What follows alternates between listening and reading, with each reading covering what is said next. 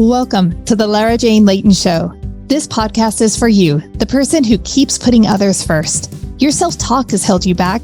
You no longer need to take a second seat. Let's explore ways to overcome self-doubt. You can silence that inner bully voice and achieve your full potential. Here's your host, Lara Jane. Hello, listener. I'm so excited to have Rhonda here with me. She's my new best friend. And we're going to talk about perfectionism. Now, I know you have it. I know I have it. I know we all try to be perfect because we want to make other people happy and be satisfied with our deliverables. But sometimes what causes that? Because sometimes it's too perfect. When to let go of perfectionism and when not. So Rhonda, help my new friend and you be less inclined, or I meant me, not you, to perfectionism. And how do we get rid of it? Like sometimes I think it's just a good way to wait longer. It's not perfect. I'm not done. Mm-hmm. And it's like, I had one employee that used to tell me, I've got it all. I got it all figured out. We've got this. And I said, you can give me the design. It's not written down yet, but I got it. So that's a little bit too not perfect enough for me. So where's that balance? Yeah. Well, thank you so much for having me here, Laura. I really appreciate it. And I'm here with you with the perfectionist thing. So one of the ways that I've found out about my own perfectionism is part of my childhood. Mm-hmm. And it is a way to control. So it can show up as procrastination as well. It can show up as, I got this, rah, rah, rah, rah, rah. And then the self-criticism that comes in, when something happens and you're thinking, oh my goodness, how are they feeling about it? Did I do this right? Did I do that right? So it comes from our past, and it's a way that we learn to control our world, right? And it does go hand in hand with people pleasing, because when we're perfect, we have our perfectionism, then people are happy. And in the perfect world, everybody's happy, and keep seeking perfectionism as a way to have everybody happy, peaceful, and loving us. So that's how we become that way. How we get out of it is leaning into our authenticity, which means embracing imperfection.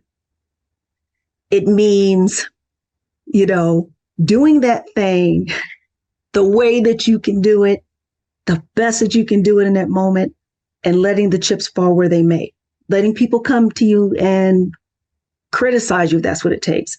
Kind of leaning into that self-judgment that you have, but also knowing that you did your best.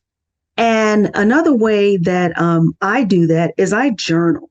So those thoughts that come when you do something and you're like, oh, I'm not feeling perfect, man, and excuse the crazy voice. You're fine. But I'm not feeling perfect, and they're coming, mine come, and I don't know if yours is too, mine come lightning fast. Journaling helps me slow that process down and say, okay, what are you saying? Judgmental perfectionist voice. Oh, I'm saying that if you do this, they won't like you. Or if you do this like that, they'll know you don't know what you're doing.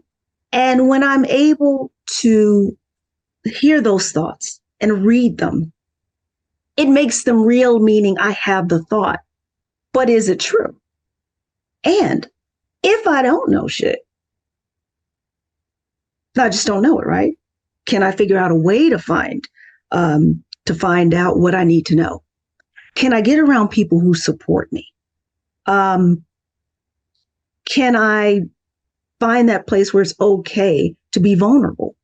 And that's what I'm sharing with you, is that we have to embrace that we are imperfect. There is no real perfection. There is only this sense of perfection until we let it out into the world. And again, there will always be people to judge. There will always be people who think they have the right to say what they want to say about what you do. What my responsibility to you is to provide that safe space with me and safe space with others to say, I'm okay being imperfect. It's okay. And not only is it okay, it's mandatory. It is the only way to live a more authentic life. I like that. But at the same time, what I think is perfect today is going to be different tomorrow. And if we're always striving for perfection, that is going to change. And when we look back, a perfect kindergartner's painting is beautiful and perfect and creative, but different than they'll create when they're 20. Did that make it not perfect? No, that meant an authentic expression at the age of 5. Yeah. And that's what we want to strive for. What is your authentic perfection today? Mm-hmm. And don't overthink it for somebody else's value. Because I like that you said it's a little bit of people pleasing, because if I go back and I double check all the grammar about 10,000 times, I've wasted 9,000 reviews because it doesn't need to be that perfect. And I have this is proof that it doesn't. I have Grammarly and Microsoft, both that do editing. They fight with one another. You follow the Grammarly's, and then Microsoft will say, no, this is wrong. You follow what Microsoft does, and Grammarly says, no, this is wrong. You cannot please even 2 computer systems. How could you ever please 2 real people? Sure. Yeah. And I mean, to your point, these things, like I said, it's my belief that these things have their foundation in childhood, where things are simple. Well, you do it, this person smiles, oh, they like it. Awesome. That's the perfect reaction I want. Let me see how I can please mom or dad or grandma or the teacher. And I just really like the way how you said that, because that is what we know at the time, especially if we come from chaos or we come from a place where something's missing emotionally. So when we see that people are happy with what we do, and you see that they react a certain way, you want that all the time, because it helps you define your place in the world.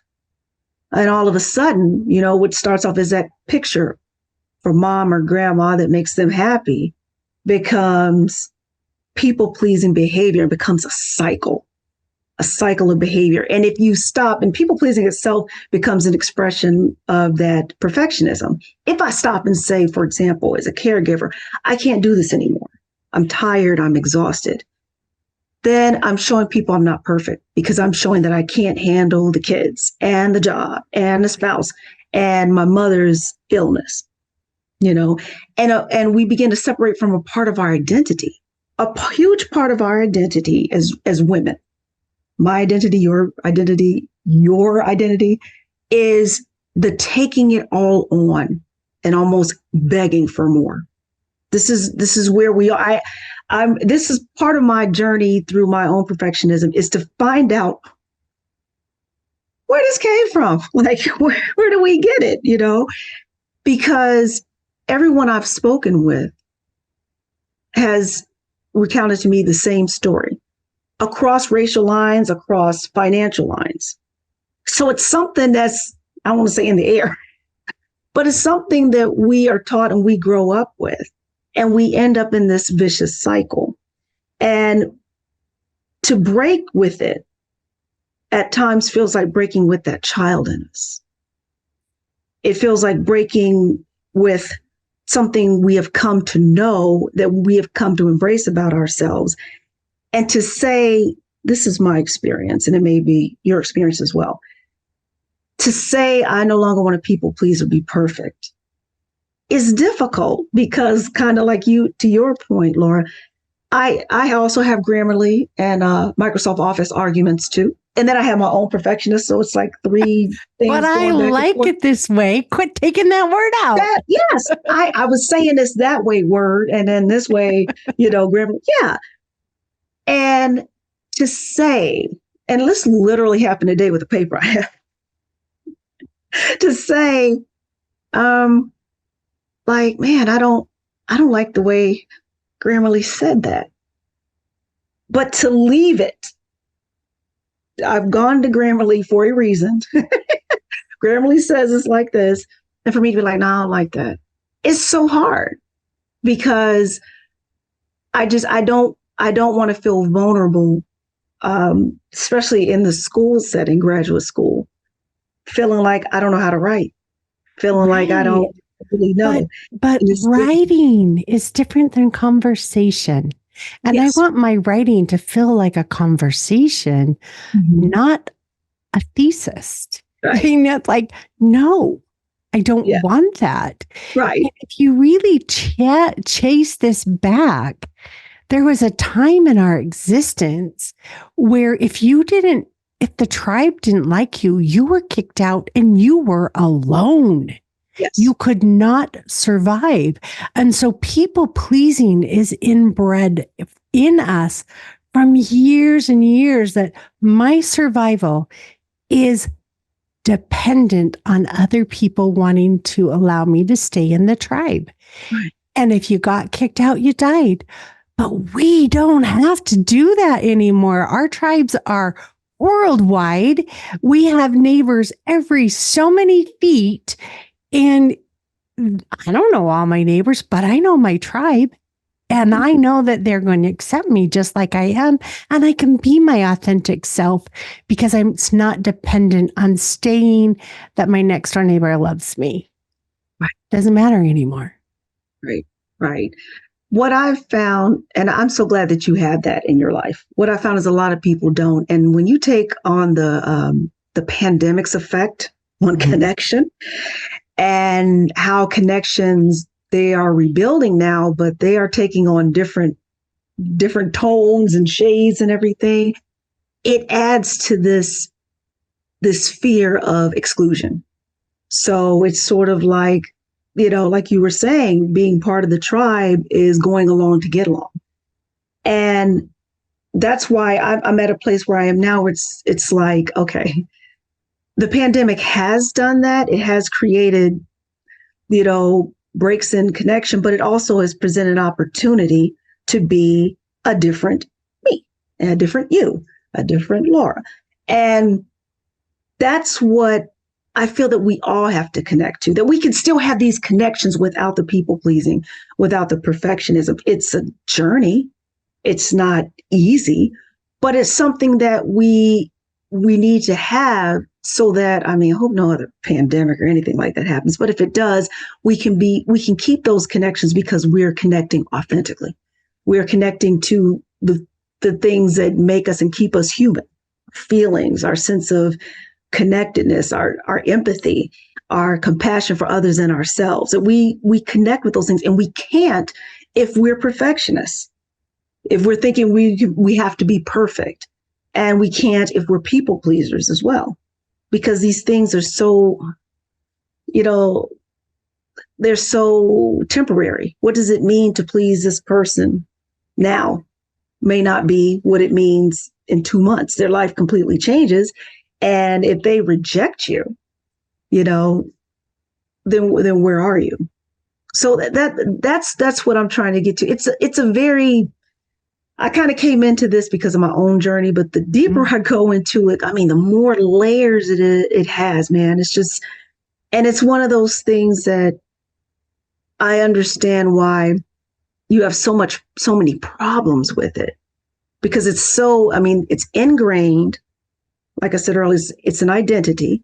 It's ingrained, and it's a way to get that connection. I call it a cheap and dirty way to get that connection, because if some people feel like, okay, you do something for me. Listen to this. You do something for me, we're connected. So you keep doing something for me, we're even more connected, but not really. Right. It's not really a true, authentic connection. Yeah. That's like two muscles holding together my blood vessels. They're not my blood vessels. Right. They're not helping them at all. Right. We have separate parts for a reason, and connect with those that are in your system. Like create that beautiful group of people that is one system that you can be around, whether it's all online or it's in person, because we've gotten used to online. Right. But we need to take a quick break, Rhonda, and get in a word from our sponsor. But when we come back, I want to kind of reevaluate this perfectionism in not how do we break it, because how did it get to where it's at? How do we get started with this? Yeah. So we'll be right back. This podcast is sponsored by Lara Jane Coaching. You know you're ready to silence your inner bully voice. Let Lara Jane support you with coaching. To schedule an introduction call, go to larajanelayton.com. All right, Rhonda. And, you're bringing a lot of things in my mind, and it's just like going a million miles an hour. And I love that feeling. But I'm like thinking perfectionism. The definition of perfectionism changes. Every generation has a different expectation of perfectionism. And if you're still stuck in one of those other visions of perfectionism and you're trying to meet it, stop. Yeah. What is your perfect? It doesn't have to be overthought. It has to be the best that you can do right now. And when I say best, I mean right now, not one that if I do it for 2 more weeks, it's all of a sudden going to be okay enough. It's like when you go to art class and you're painting away and they're like, hey, wait, you're going to overthink this. You're going to, you get to a point where your painting starts going downhill. Yeah. Because you're overworking overthinking it. So where are you at in your painting process of this thing you're trying to make perfect? Yeah. It's funny you said that, because I took a little art 6-week course, and I kept getting caught up in that. And I would just like, and where I am now is accepting. It's so funny you said that, because I'm my little drawing back there. I love it. I'm now letting it roll. I'm now, because I'm realizing when it comes to drawing, I'm my harshest critic. And I'm a why person. So I'm like, well, why is that? Why do I need to be perfect in this drawing? And I'm still trying to figure that out. But I'm at a place now where I could say, this is good enough. And really on a level mean it. I believe you. On a real level mean it and say, okay. And once, it's interesting, because I was also drawing a picture of my little dog. Once I said that, all of a sudden I was like, well, I could put a little red color in it. Once I said, okay, this is good enough, I'm not going to fuss over this. It's like my mind opened up to creativity, like, well, let's try this. Well, let's try that. And I'm like, oh, okay. And I have to, like I said, it's so layered with me, perfectionism is, that I'm now seeing ways that it's stopping me. But also, like, when that inner critic, I'm like, okay, things open up. So to confront that, I think it's like I was saying earlier with journaling, confronting those thoughts head on really help. And also, to your point, having supportive people, whether they are physically here or in England, where the lady is helping me, just hearing people, I always think, I say it like this: kids need role models, and so do we. To see somebody modeling creativity being this exciting process and not another place for perfectionism to live, help me really open up. So I hope that answered your question. No, I think it did, exactly. And you'll think about it, and you were talking about authenticity, and our authenticity is the best we know right now. I'll be different tomorrow. I'm still going to be authentic. I was different a year ago, but I wasn't faking it. I was on my journey, and I'm still on my journey. And I learn every day. I have a new vision, a new path, a new light, a new understanding of what is going on. Is it all perfect? Who cares? Right. It's what I know today, and it will change. Yeah. Is what I do tomorrow perfect? Who cares? Right. It's just another version of what we can do. Yeah. Yeah. As a multifaceted being, we can be this, we can be that. Like I was telling a lady in my group, she was like, oh, I feel so guilty for this. And I said, look, she was like, things that happened in the past. I said, we can't undo things that happened in the past. We can't undo it. You knew I'm serious. It should be a place of relief for you to know that you are authentically yourself at the time. You didn't know what you know now. You cannot beat yourself up for doing the things you did with less of the knowledge you have today. Even if it's your kid beating you up and then you want to beat her to the punch. And that's what I was like, I know I just got a dog, but what I'm saying is that we can't beat ourselves up for not knowing what we didn't know. I saw this thing and he was like, oh, you don't say it like that's letting your parents off the hook. It's like, no, it's putting yourself in a position of forgiving yourself and a place where you can grow.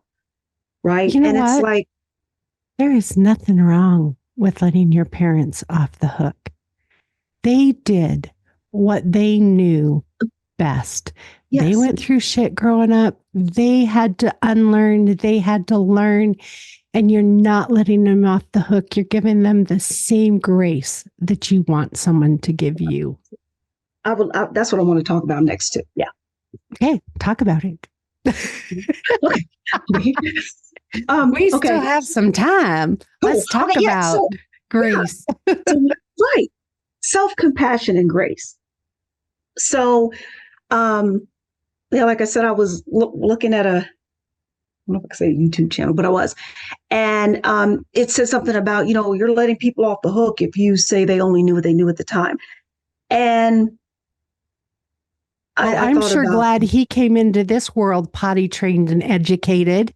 Well, and I'm assuming that I just genderized a statement, right? I'm at, you're right. It wasn't he. It wasn't he, because I thought it was very interesting because I'm into this. So I'm not only into perfectionism and people pleasing, I'm also into the roots of it, which that's just my theoretical background, which is childhood. Yeah, but that's saying a baby's not perfect. A baby is perfect. Is he completely learned and educated? No, he's growing, but he's perfect. Yeah.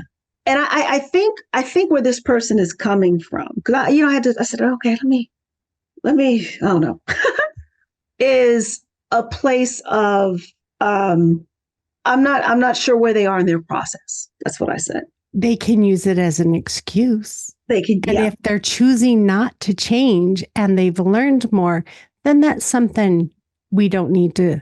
It's not my place to be the judge. Right. But I can understand at one point, if they do learn better and they continue to fall. Right. I don't know. Yeah. I go through the same shit over and over and over and over and over again. And I fail the damn test because I haven't learned to pause and respond instead of react. Right. So who's to say? I don't know. This is a tough one, Rhonda. It's a tough one. And that's why I'm saying it's so multifaceted, it's so multi-layered, and it's painful. And like I said, that's why I use the word cheap and dirty. I mean, do you see why we become people pleasers and perfectionists? Because it's an easier way to get what we need, as opposed to, it's the kids' only way to do it. And then we perpetuate it as adults because it's what we know.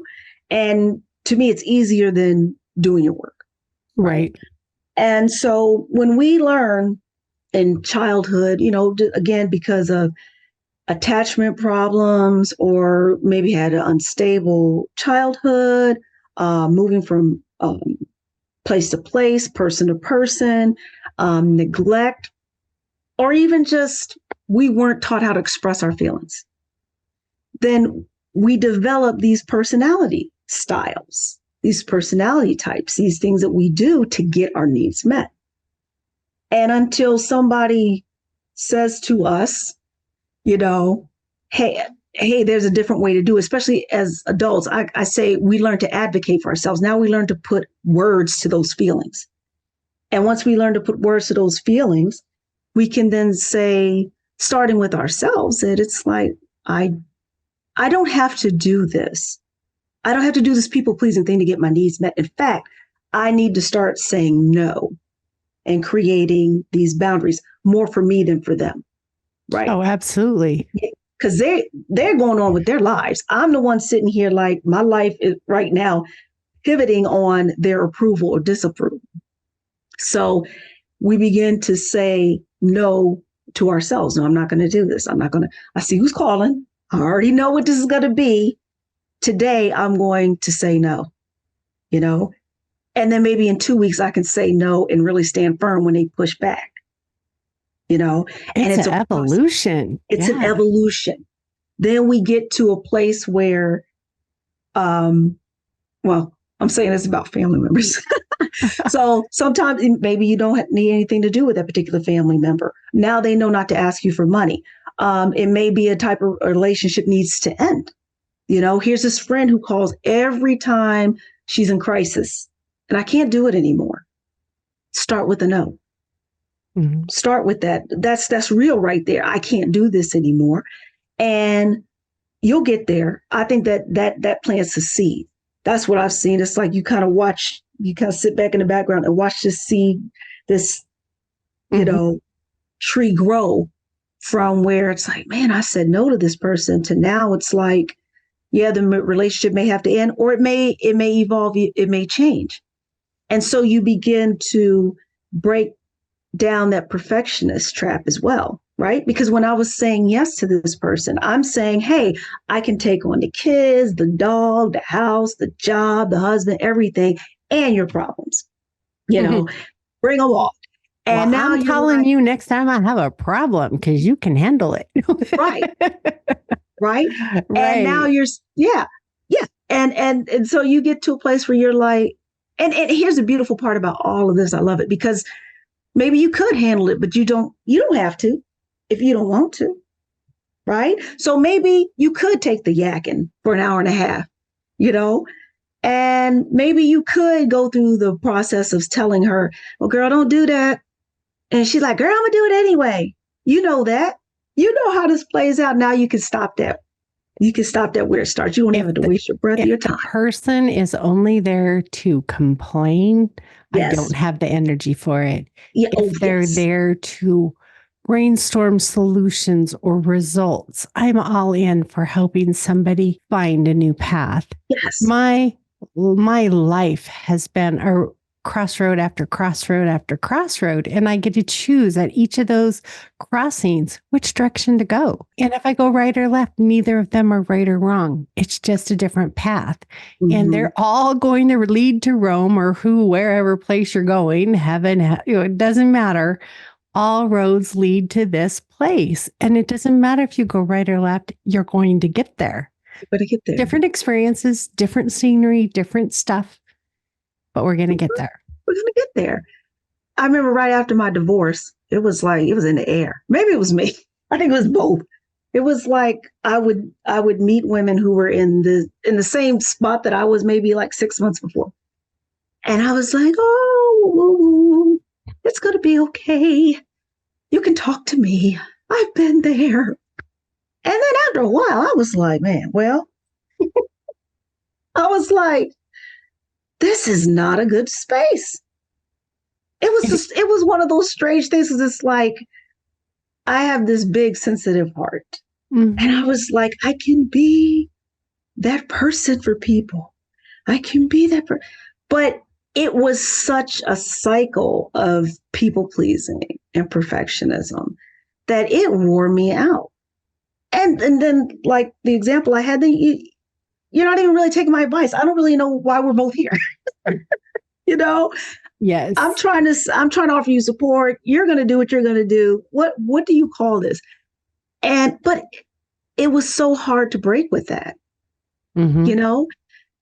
but, and even now I'm still kind of marveling at that because how important it is that once you do break those connections, you find people who are their authentic selves.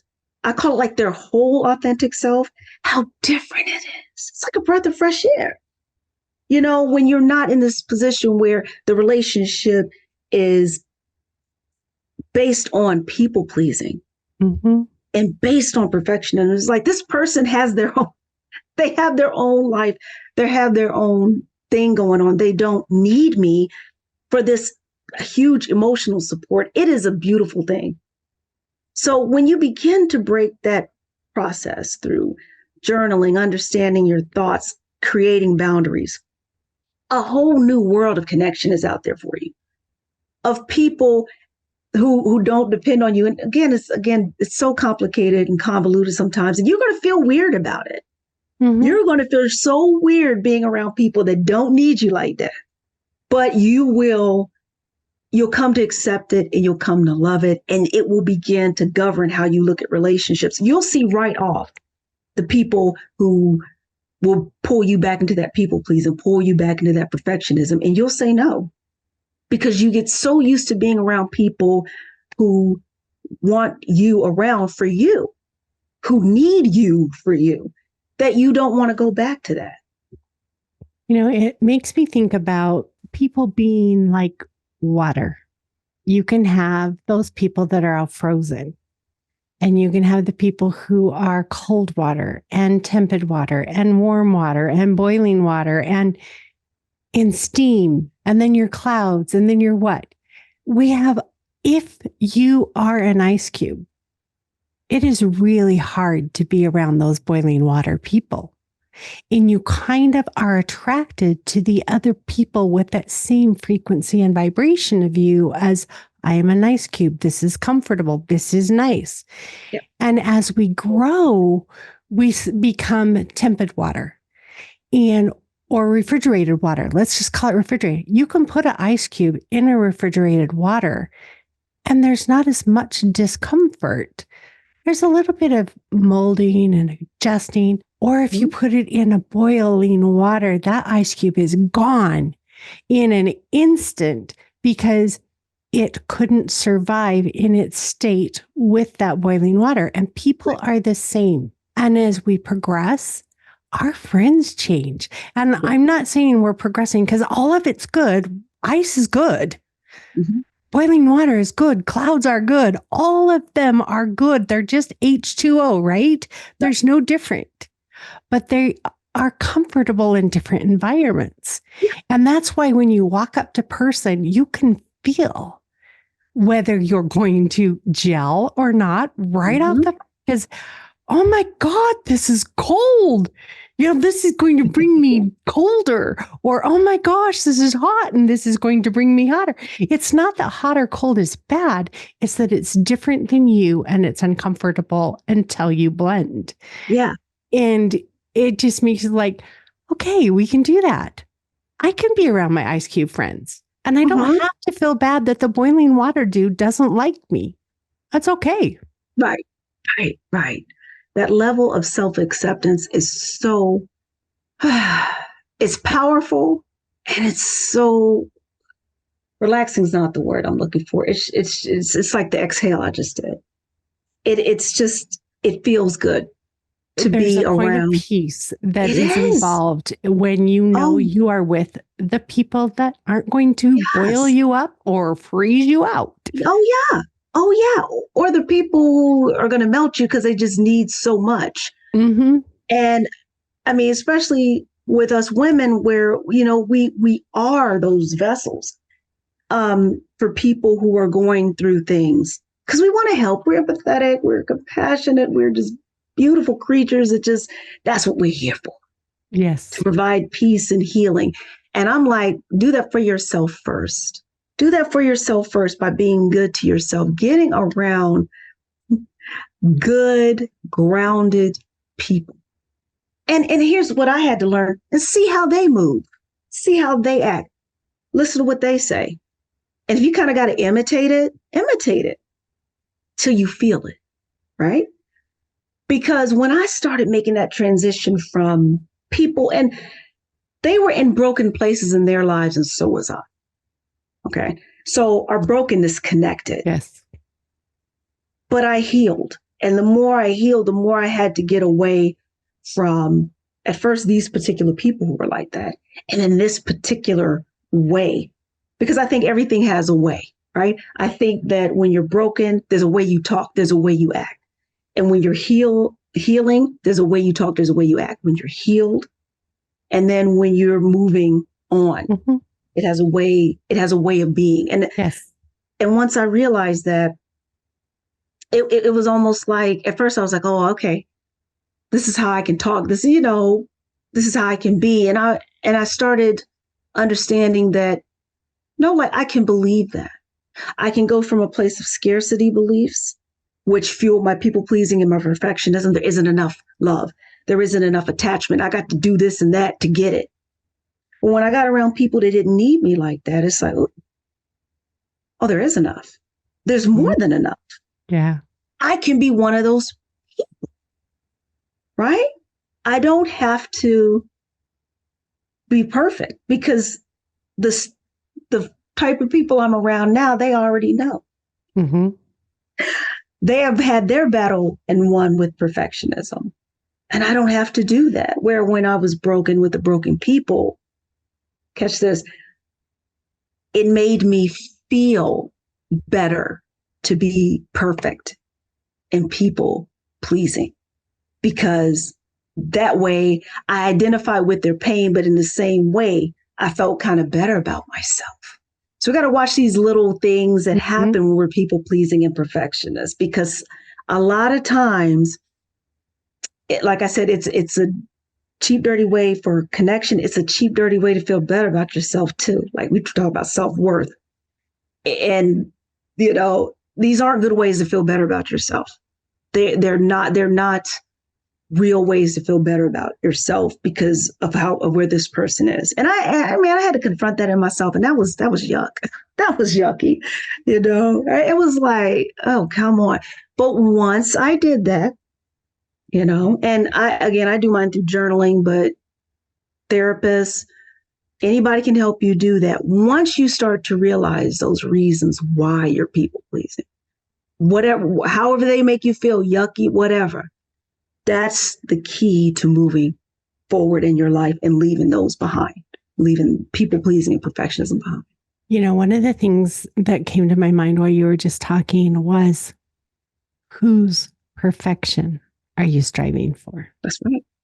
Ask yourself, when you are in that loop of, this isn't perfect, whose level of perfection?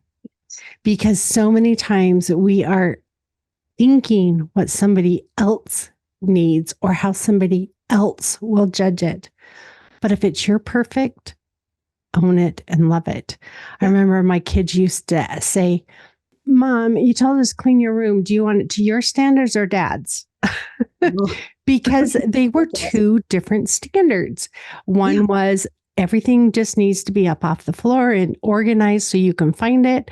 And the other one was dusted and cleaned and vacuumed and everything. And it's like, my standards are fine. You can do Dad's later. But you got to do mine before you go play.